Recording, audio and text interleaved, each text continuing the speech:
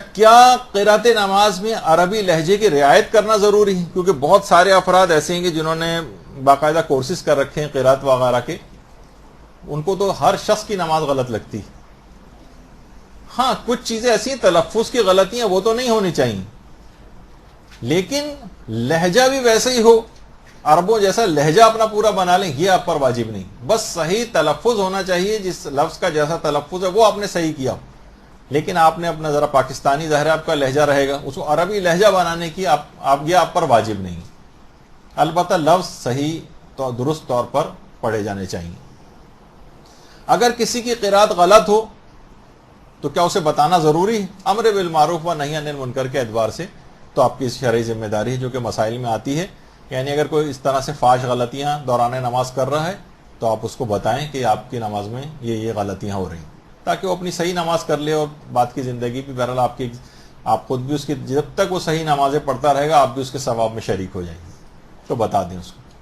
ایک سوال یہ ہوتا ہے کہ ہم نے حضور قلب سے نماز سرسری طور پر پڑھتے چلے گئے، بڑا شرمندگی ہوئی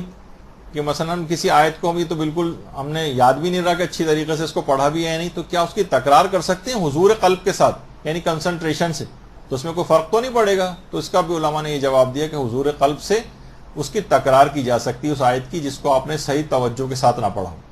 اس میں کوئی حرج نہیں ہے اور اس میں باطل بھی نہیں ہوتی نماز۔ پھر کچھ لوگ جیسے کہ اعوذ باللہ من الشیطان الرجیم، اس میں اگر لوگ کہتے ہیں کہ بھئی اگر ہم لعین کا اضافہ کر لیں اعوذ باللہ من الشیطان اللعین الرجیم تو کیا اس کی اجازت ہے؟ تو جواب ہے کہ جی ہاں اس کی بھی اجازت ہے، اور اس طرح سے بھی جو ہے اس کو پڑھا جا سکتا ہے۔ اسی طرح سے لوگ یہ بھی دماغ میں آتا ہے کہ جیسے ہم سورہ ختم کرتے ہیں تو اس میں خیر صدقہ ہو گیا، صدق اللہ العلی العظیم، تو اس کے اندر جو ہے آگے اس کو آپ نکال دیجئے گا، تو کیا سورہ کی قرات کے بعد بھی اس کو پڑھا جا سکتا ہے جیسے کہ ہم قرات قرآن کے اختتام پہ آخر میں پڑھتے ہیں؟ تو جواب ہے کہ جی ہاں پڑھنے کی اجازت تو ہے، یعنی پڑھ سکتے ہیں اس کو، یعنی اس کو پڑھنے سے بہرحال یہ ایسا نہیں ہے کہ آپ بے اختیار پڑھ رہی تھی اور آپ کا ہمیشہ سے طریقہ کار تھا کہ عام طور پہ سورہ کے بعد ختم کرنے کے بعد قرات کو ختم کرنے کے بعد اس جملے کو پڑھا جاتا ہے، تو اگر نماز میں بھی ایسا ہو جائے تو اس سے نماز پہ فرق نہیں پڑتا، نماز ٹھیک رہتی ہے۔